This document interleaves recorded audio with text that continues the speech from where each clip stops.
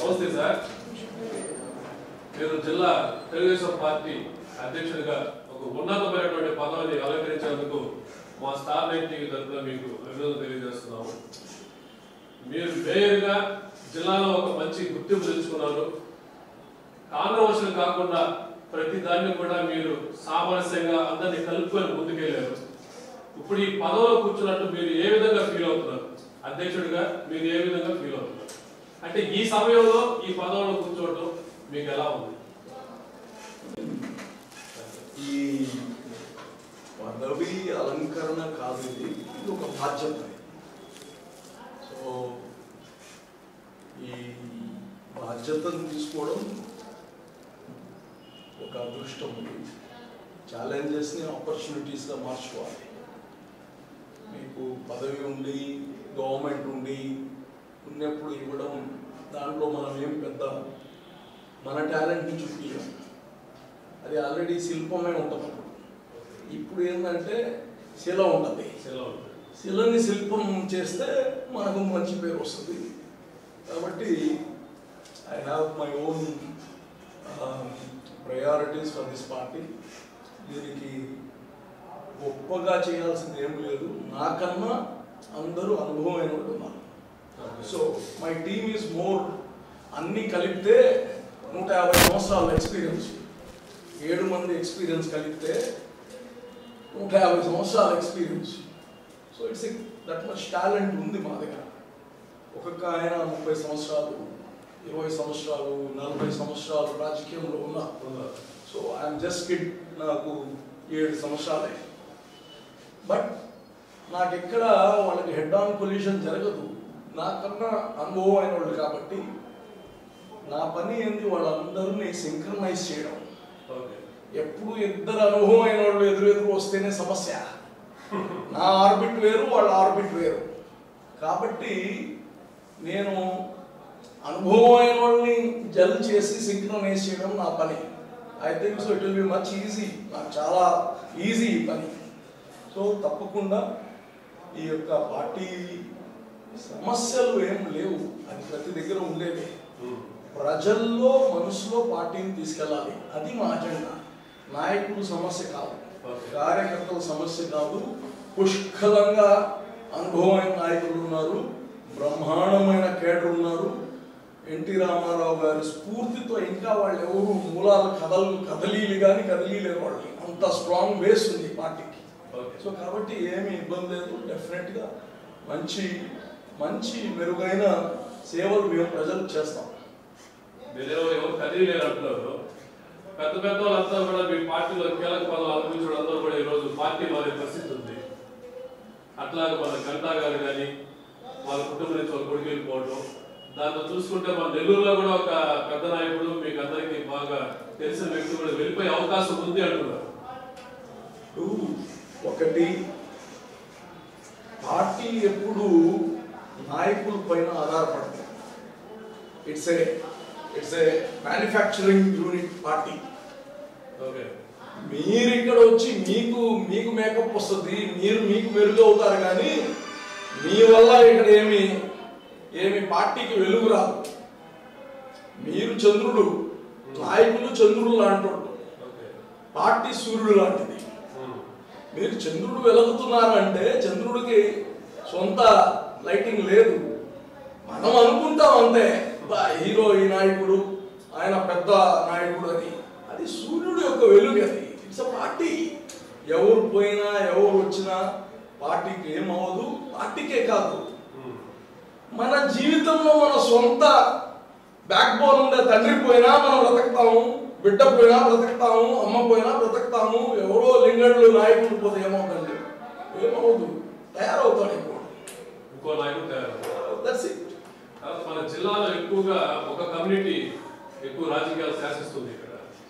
ఇలాంటి పరిస్థితుల్లో ఒక మైనార్టీకి సంబంధించిన మీకు ఈ పదవిని ఇవ్వడం పైన కొంతమంది తెలుగుదేశం పార్టీ తప్పు చేసింది అనే విమర్శ వస్తుంది బయట. దాన్ని మీరేమనుకుంటారు? ఆ విమర్శ మీరు ఎలా తీసుకుంటారు? Let me tell you something. ఇది నేను పరీక్ష రాసి నాకు వచ్చిన మార్కులు కాదు. ఓకే, ఎవరో మనసులో ఏదో ఉంది అంటే దాన్ని నేను మార్చలేదు. నేను అందంగా ఒక ఆయన కనిపించవచ్చు, నేను ధైర్యశాలిగా కనిపించవచ్చు, నేను పిరికోడుగా ఇంకో ఆయన కనిపించవచ్చు, నేను అగ్లీగా కనిపించవచ్చు ఇంకో ఆయనకి, నేను అంటరానివాడిగా ఒక ఆయన కనిపించవచ్చు, ఒక ఆయన నాకు వచ్చి హక్ చేసుకునే వాడికి లాగా అనిపించవచ్చు. ఇది వాళ్ళ వ్యక్తిగత భావనలు, వాళ్ళ భావనలు నేను మార్చలేను. నా పని ఏంటంటే ఇక్కడ ఎవరైతే ఈ పార్టీకి పని చేస్తారో, ఎవరికైతే పొటెన్షియాలిటీ ఉందో వాళ్ళ దగ్గరకు పోయి పార్టీలోకి తేవడం, ఇక్కడ ఉండే వాళ్ళని ఇంకా మెరుగు చేయడం, ఉండే నాయకుల్ని కోఆర్డినేట్ చేసుకోవడం. ఇక్కడ ఏమి రాకెట్లు తయారు చేయట్లేదు, ఈ కుర్చీ సైంటిస్ట్కి ఇచ్చే కుర్చీ ఏం కాదు. So I'm not going to make any rockets here. ఉండే మనుషుల్ని, జంతువులు, ఒరే ఒక బాతులు తోలే వాళ్ళని చూసారు ఎప్పుడైనా మీరు? 1000 బాతులు ఒకటే తీసుకెళ్తుంటాడు అంట. ఇక్కడ ఏంది, మనుషులు, నాయకులు, అనుభవమైన వాళ్ళు, వాటిని మెర్జ్ చేయడం, సింక్ చేయడమే వాళ్ళు ఉండే పొటెన్షియాలిటీ తీసుకురావాలి. గతంలో కూడా మీకు రూరల్ సీట్ ఇచ్చినప్పుడు కూడా మిమ్మల్ని అదే ప్రేరణ చూసి ఇచ్చారని అందరూ అనుకున్నారు. అంటే మీరున్న కమ్యూనిటీ పరంగా మీకు ఎక్కువ ఓట్లు ఉన్నాయి, మీకు మద్దతు ఎక్కువగా కమ్యూనిటీ పరంగా మద్దతు ఉందని ఆ రోజు కూడా ఆలోచించారు. ఈ రోజు మీ అధ్యక్షుడు చంద్రబాబు నాయుడు గారు కూడా మిమ్మల్ని సీట్లో కూర్చోబెట్టడానికి కారణం కూడా మైనార్టీ యొక్క డామినేషన్ ఏరియాలో ఎక్కువగా ఉందనేది ఒక ఆలోచన. ఏది ఏమైనా మనం అందరమే బయాస్, బయాస్ అంటే మనసులో ఒకటి బయట ఒకటి. ఈరోజు ఈ ప్రపంచంలో ఉండే వాళ్ళందరూ ఒకటి, మతాలు కులాలన్నీ ఒకటే అని సామాజికంగా చెప్తాం. రాజకీయంతో వచ్చినప్పుడు ఇది ప్యూర్ కులాలు మతాలతో కలిసిన యొక్క రాజకీయం కాబట్టి అందరూ కలిసి ఉండే రాజకీయం కాబట్టి ఒక్కొక్క కమ్యూనిటీకి ఒక్కొక్కసారి అడ్వాంటేజ్ ఇవ్వాలి, వాళ్ళకి అవకాశం ఇవ్వాలి అనేది కానీ అధ్యక్షుడికి ఉంటాయి. ఆ బేసిస్ మీద ఇచ్చి ఉండొచ్చు, నా అనుభవం చూసో నా ఎక్స్పర్టైజ్ని చూసో ఈగిపోయి ఉండొచ్చు. అయితే నాకు వచ్చిన అవకాశాన్ని నేను నా ఎక్స్పర్టైజు, నా డెడికేషను, నా దృఢ సంకల్పము, నాకు చిన్నప్పటి నుంచి ఏదైనా పట్టుకుంటే వదిలే అలవాట్లేదు. లేకపోతే రాజకీయాల్లో ఎప్పుడో వదిలేసి వెళ్ళిపోవాలి, లేదు అమెరికాలో ఉండేవాడిని ఎప్పుడు. అయితే ఏది కానీ అది యుద్ధం కావచ్చు, ఒక మనిషిని ప్రేమించడం కావచ్చు, ఏదైనా సాధించడం కావచ్చు, పట్టుకుంటే వదిలే పరిస్థితే లేదు. దాన్ని సాధించడానికి పూర్తి కృషి చేస్తా. రిజల్ట్ వస్తుందో లేదో నాకు తెలియదు, but still I will put my heart and soul into this. ఈ రాజధాని 300 రోజులు అయిన సందర్భంగా ఇక్కడ టౌన్లో ఏం పెద్ద కనబడట్లేదు, చుట్టుపక్కల నియోజకవర్గాల్లో బాగా చేస్తారు. కురుగోడు రామకృష్ణ కానివ్వండి, సునీల్ కానివ్వండి, ఈ నియోజకవర్గాల్లో బాగా జరుగుతున్నాయి. ఇక్కడే అంతగా సందడి లేదనిపిస్తుంది. మేము ఏం చేయాలో అది చేస్తున్నాం.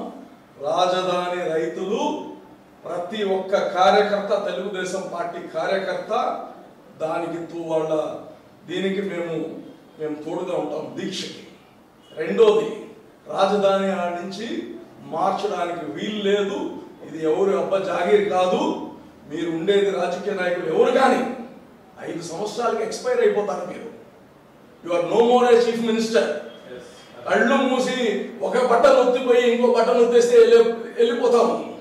ఇది మిస్. ఒక బటన్ ఒత్తపోయి 4వ నెంబర్ ఒత్తపోయి 5వ నెంబర్ ఒత్తితే నీ ముఖ్యమంత్రి పదవి లేదు. అది ఎవరికి కానీ దాన్ని చూసి గొప్పగా అహంకారం ఉండాల్సిన అవసరంలా. ఇది 5 కోట్ల ప్రజల సమస్య. ఇది భావి తరాలకి ఇది ఇర్రిపేరబుల్ డ్యామేజ్ చేస్తున్నారు. Irreparable, I repeat this, irreparable. ఇది మంచిది కాదు. ఆ నుంచి మార్చడానికి వీలు లేదు. ఒకవేళ రైతులు ఒప్పుకున్నా మేము ఒప్పుకోము. ఈ ధాన్యం కొనుగోలు మీద మన మాజీ మంత్రి సోమిరెడ్డి గారు చాలా ఆరోపణలు చేశారు. గోల్మాల్ జరుగుతున్నాయని కొనుగోలులో. దాని కౌంటర్ గా నిన్న కాకర గోవర్ధన్ రెడ్డి గారు అందరికీ లిస్టు పంపించారు. ఆ లిస్టు మీరు చూసారా? మీకు అందిందా? నాకు గోవర్ధన్ రెడ్డి గారు పంపించారండి.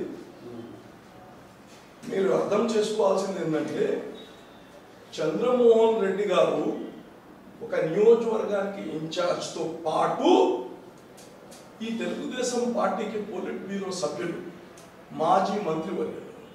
వెన్ హీ టాక్ సంథింగ్, ఒక సమస్య పైన మాట్లాడినప్పుడు ఆ యొక్క నియోజకవర్గానికే కాదు, ఆ యొక్క నియోజకవర్గానికి కూడా ఇది ఆ యొక్క నియోజకవర్గానికి కూడా మనసులో పెట్టుకొని మాట్లాడాడు, కానీ ఆ యొక్క నియోజకవర్గానికి మాత్రమే కాదు. సో ఆయన మన కాకాని గోవర్ధన్ రెడ్డి గారు he has send us details.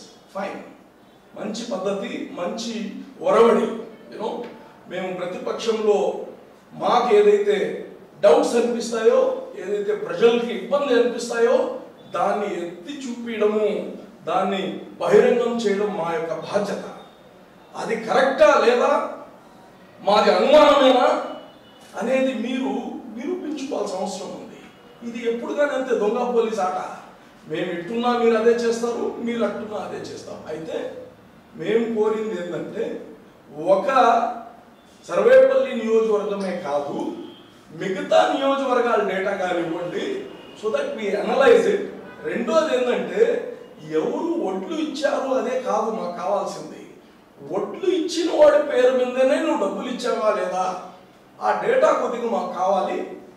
దాన్ని మేము చూస్తాము. మాకైతే చంద్రమోహన్ రెడ్డి గారి అనుభవమైన వ్యక్తి, ఒక వ్యవసాయ శాఖ మంత్రి చేశారు, ఆయనకి పూర్తి అవగాహన ఉంటుంది కాబట్టి అది ఆరోపణ అనే కాదు, అది నిజమని ఆయన నమ్ముతూ చెప్పాడు. కాబట్టి మీరు ప్రూవ్ చేసుకోండి, దీంట్లో వ్యక్తిగత విమర్శలు అవసరం లేదు. మేము చెప్తున్నాము రైతులకు నష్టం జరిగింది, దీనికి ఉదాహరణ సంగం రైతు. హి హస్ సూసైడ్ అటెంప్ట్ చేశారు. ఆయన 42 ఎకరాల ఆయన పొలం ఉంటే 42 ఎకరాల్లో ఆయన సాగు చేస్తే ఆ నీళ్ళలో మునిగిపోయి ఆయనకి 9 ఎకరాల పంటే వచ్చింది. అంటే 18 పుట్లు ఎన్నో వచ్చాయి. ఆ 18 పుట్లు ఆయన పోయి సిఎంఆర్లో అయిపోతే మీ పేరు మీద ఆల్రెడీ వేసేస్తున్నారు అని చెప్పారు. దీనికి అర్థం ఏంటి? ఇది సర్వేపల్లిలో జరిగిందని చెప్పట్లేదే, సర్వేపల్లిలో జరిగి ఉండొచ్చేమో మేము ఎతికితే. ఆయన 42 ఎకరాల రైతు సూసైడ్ చేసుకున్నాడంటే అదృష్టం శాతం ఆయన బయటపడి ఉన్నారు. మేము చెప్పేది మీ పేరు మీద ఆయన 40 ఎకరాలకి 100 పుట్లు ఆడ సిఎంఆర్లో ఎక్కేసింది. ఎవరు ఎక్కించారు? ఆ అడ్వాంటేజ్ ఎవరు తీసుకున్నారు? ఈయన సొంత ఒడ్లు తీసుకెళ్ళి ఈడనికి పోతే ఫుల్ అయిపోయింది అంటారు. ఇది ఎక్కడ న్యాయం? ఇది అన్యాయం కాదా? అందుకోసం ఎప్పుడు చెప్పినా మీరు ఎత్తుక్కోవడం కాదు, మీరు ఆ జిల్లాని కన్సాలిడేట్ చేసి మాట్లాడుతున్నాం మేము. మీరు అక్కడి నుంచి 10 మందిని తిట్టేయడం, ఇక్కడి నుంచి 10 మందిని తిట్టడం ఇది కరెక్ట్ కాదు. ఒక హుందాగా మనం ఉండాలి. మేము ప్రతిపక్షంగా వేస్తాము, దానికి కావాల్సిన మాకు తెలిసినంత అవగాహన ఉన్నంత ఆరోపణలు చేసినప్పుడు మీరు దాన్ని ప్రజలకి ఇవ్వండి, మేము మంచోళ్ళమని ప్రూవ్ చేయండి. That's it. ఈ రోజు కానీ కలెక్టర్ గారికి దాని మీద ఇస్తున్నాం మేము లెటరు. గతంలో ఇచ్చిన చంద్రమోహన్ రెడ్డి గారు లెటర్ ఇచ్చారు, ఇప్పుడు మేము ఇస్తున్నాం. టోటల్ జిల్లా డేటా ఇవ్వమంటున్నాం. దాంట్లో తప్పులుంటే సరిదిద్దండి. మేము తప్పులు ఉన్నాయంటున్నాం. ఎగ్జాంపుల్ మా దగ్గర ఉంది. 42 ఎకరాలు ఆయన సూసైడ్ చేసుకుంటే ఆయన ఒడ్లు అమ్ముకోవడానికి పోతే మీ పేరు మీద ఫుల్ అయిపోయిందని ఇంకేం చెప్పాలి మేము? దానికన్నా లైవ్ ఎగ్జాంపుల్ ఏముంది? వాటి మీద ఒక క్లారిటీగా కావాలి. ఆఫ్ కోర్స్ నియోజకవర్గాల వారి జిల్లా మొత్తం మీద ఆయన ఏమి నియోజకవర్గం ఇన్ఛార్జ్ అయి ఉండొచ్చు. when he talks something రాష్ట్రం గురించి మాట్లాడతాడు, జిల్లా గురించి మొత్తం మాట్లాడతాడు. మీరు మేయర్గా ఉన్నప్పుడు రింగ్ రోడ్డు ప్రతిపాదన తీసుకొచ్చారు. ఇప్పుడు ఆ ప్రతిపాదన అంటే ఆగిపోయింది. దాని వల్ల మీరు ఇప్పుడు అధిక అధ్యక్షులు అయ్యారు కాబట్టి దాని మీద మీరు మూవ్ అయ్యేది. ఒకటి, రాష్ట్రాన్ని సర్వనాశనం చేసేసారు. ఈరోజు రింగ్ రోడ్లు కాదు, రైతులకు డబ్బులు ఇవ్వాలైనా అంటున్నాము, రైతులకి ఒడ్లు కొనండి అంటున్నాము. ఆ కార్మికులు ఇసుక పాలసీ తెచ్చి వాళ్ళని అన్యాయం రోడ్లపై వేసారే, అది చేయండి. ఇన్ఫ్రాస్ట్రక్చర్ చేయడానికి నీ దగ్గర డబ్బులు లేవు, ఎక్కడ లేదా. ఎప్పుడు కానీ ఆల్ ఫ్రీ చేసేవాడు ఎప్పుడు ఉన్నాడండి. మనం కానీ ధర్మం చేసేటప్పుడు కానీ మిద్దం ఉండాలి, నీ హద్దులు తెలవాలి. ఏ దైవంలో కానీ ఉండేవన్నీ మీ భార్య బిడ్డల్ని అందరినీ కానీ దానం చేయడం కాదు. There is a limit for doing anything. మీరు ఆల్ ఫ్రీ చేశారు, ఫైన్. సంపద సంపాదించారా? రాష్ట్ర సంపద పెంచారా? ఎక్కడ? సగటున తల జీడిపి ఏమైనా పెరిగిందా? లేదే. మీరు పవర్ బిల్ పెంచారు, పెట్రోల్ బిల్ పెంచారు, ఏది మీరు తగ్గించారు? వాళ్ళు అధికారంలోకి వచ్చి 1.5 year కదా. జీరో బడ్జెట్ ఇచ్చారు కదా. జీరో ఈజ్ బెటర్ కదా. నువ్వు ఇప్పుడు మైనస్ లో ఉన్నావు. జీరో అంటే ఏంది? న్యూట్రల్. ఇప్పుడు మైనస్. మేము ఖజానా ఫుల్ చేసి ఇవ్వడానికి మీరేమో అల్లుడు ఖజానా ఫుల్ చేసి ఇవ్వడానికి ఇదేంది ఇది? ఈ రాష్ట్రం మాకు వచ్చినప్పుడు 16,000 కోట్లు లోటు బడ్జెట్ లో ఉంది. లోటు బడ్జెట్ లో కానీ ఎక్కడ కాస్త కానీ ఎక్కడికి లోటు లేకుండా తీసుకొచ్చింది అనుభవం. ఆ అనుభవమే చంద్రబాబు నాయుడు. ఇప్పుడు మీరు చెప్పడం వాళ్ళు మైనస్ లోకి వెళ్ళిపోయారంటారు. మైనస్ కాదు, అసలు బిలో రీడింగే లేదు వాళ్ళకి. 4 సంవత్సరాలు వరుసగా ఈజ్ ఆఫ్ డూయింగ్ బిజినెస్ లో తీసుకొచ్చాడండి చంద్రబాబు నాయుడు గారు. మేము మా టెన్యూర్ అయిన తర్వాత ఇచ్చే రిజల్ట్స్ ఇస్తే మరీ ఘోరంగా అదేదో చెట్టు పేరు చెప్పి కాయలు అమ్ముకునే వాళ్ళలాగా జగన్ తెచ్చారు అంటారేంది. లాస్ట్ 2019 మార్చికి రిజల్ట్స్ ఇస్తే జగన్ తెచ్చాడు, జగన్ వల్ల వచ్చిందంటారు ఏంది? ఇవన్నీ తప్పు. ఇప్పుడు భారతదేశ చరిత్రలోనే ఒక సంచలనమైనటువంటి న్యాయ వ్యవస్థ మీద ఈ రోజు సీఎం గారు పోరాటం చేస్తున్నారు. దాంట్లో మీ సీఎం గారి పాత్ర ఎన్వి రమణ గారి వెనకాల ఉంది. ఆయన కూతురు పేరుతో పొలాలు ఇచ్చిన ఇక్కడ రాజధానిలో అనేది ఆరోపణ. ఆయన దాన్ని ఏమంటారు? అసలు న్యాయ వ్యవస్థ మీద పోరాటం చేయడం ఒక మంచి పరిణామం. ఒకటి, అతి ఉన్నతమైన మనకు ప్రెస్టీజియస్ రాయల్ మోస్ట్ అడోరబుల్ వ్యవస్థ ఏదైనా ఉందంటే అది మన జ్యుడిషియరీ. ఇప్పుడు జగన్మోహన్ రెడ్డి గారు రమణ గారు పైన మాత్రమే పెట్టలేదు, 4 జడ్జిల పైన పెట్టారు. రమణ గారి అమ్మాయికి ఏమైనా ఇచ్చారా, వాళ్ళ అల్లుడికి ఏమైనా ఇచ్చారా, అది మీరు తెలుసుకోండి. మేము చెప్పేది భారతీయుడుగా మీరు ఒక ముఖ్యమంత్రి ఉండి జ్యుడిషియరీ పైన, అతి ఉన్నత న్యాయస్థానాల పైన, న్యాయవాదుల పైన, అక్కడ ఉండే ధర్మస్థానంలో కూర్చున్న జడ్జెస్ పైన మీరు ఆరోపణలు దేనిపైన చేస్తున్నారు? ఎస్, వాళ్ళ కూతురికి ఇచ్చారా మీరు తెలుసుకోండి. జడ్జిమెంట్స్ పైన ఇస్తున్నారు మీరు. You should understand something. వ్యక్తి పైన ఇవ్వడం వేరు, జడ్జిమెంట్స్ పైన మీరు కౌంటర్ చెప్పారు. నాకు అన్ని కావాలని వ్యతిరేకమైన జడ్జిమెంట్స్ ఇస్తున్నారు ఈ జడ్జిలని. ఇది మీ కండెమ్ 100%. తప్పు ఎవరైనా చేయొచ్చు ప్రపంచంలో. ఇది మనం చూస్తున్నాం, పెద్ద పెద్ద రాజులు, ప్రెసిడెంట్లు అందరినీ జైల్లో వేస్తున్నారు. దాంట్లో న్యాయమూర్తులు ఏం వేరే కాదు. అయితే వ్యక్తిని కాదు ఇక్కడ జగన్మోహన్ రెడ్డి చూపిస్తున్నది, వ్యవస్థని చూపిస్తున్నాడు. అతి ఉన్నతమైన ధర్మాసనాన్ని పైన ఏదో చూపిస్తున్నాడు, విచ్ ఇస్ నాట్ గుడ్. మీరు చేసే ప్రతి బిల్లు కూడా వాళ్ళు యాక్సెప్ట్ చేస్తున్నారు కదా వాళ్ళ ఆరోపణ. ధర్మం ఉంటే చేస్తారు. దానికి ఎన్ని వాళ్ళు పొలాలు ఇచ్చున్నారు వాళ్ళందరినీ నలుగురికి మనం ఏడకుంటాం. మేము ఆ ప్రతిపక్షంలో ఉన్నాం. ఆయన మీరు అర్థం చేసుకోవట్లేదు. ప్రతిపక్షంలో లేనప్పుడు జరిగింది. ఇప్పుడు మేము చెప్పేది ఒకటి, ఇప్పుడు బిల్లులు వేస్తున్నది ఎప్పుడు? మీకు వచ్చింది అయ్యా పరిచయాల వల్ల జరుగుతున్నాయి కదా. పరిచయాల వల్ల జరుగుతున్నాయంటే ఈ దేశంలో నువ్వు ఉండడానికి నీకు అర్హత లేదు. ఈ దేశంలో నీ పౌరసత్వం ఇప్పుడే క్యాన్సిల్ చేయాలి. ఎందుకంటే ఈ అతి ఉన్నత ధర్మాసనం పైన నువ్వు పెడుతున్నావంటే ఈ దేశంలో నీకు లేదు. మా అందరికీ నమ్మకం ఉంది, నీకు లేదు. వెళ్ళిపో ఈ దేశం వదిలి. ఎందుకు? ఇప్పుడు నువ్వు ముఖ్యమంత్రి, నువ్వు ఏం చెప్తే అది చేయాలి.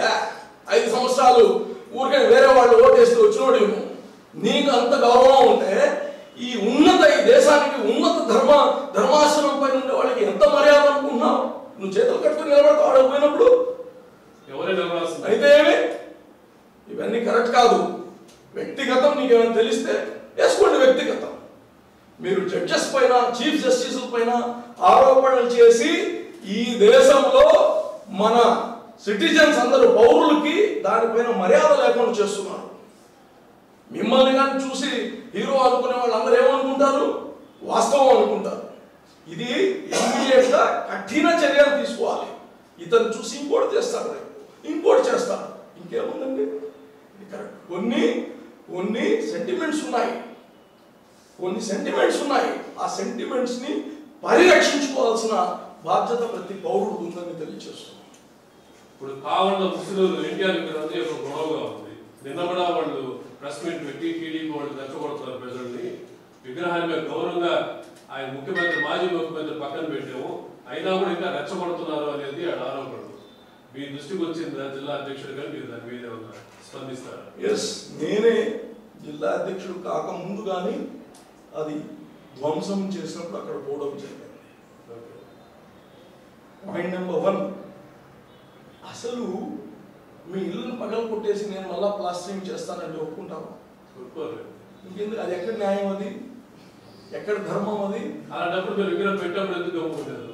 అంటే పెట్టినప్పుడు గమ్ముగా ఉండలేదు మేము. మీరు అర్థం చేసుకోవాలి, ఇది లా అండ్ ఆర్డర్ మేము చేతిలో తీసుకోవాలంటే ఎప్పుడో తీసేసుకునే వాళ్ళమే.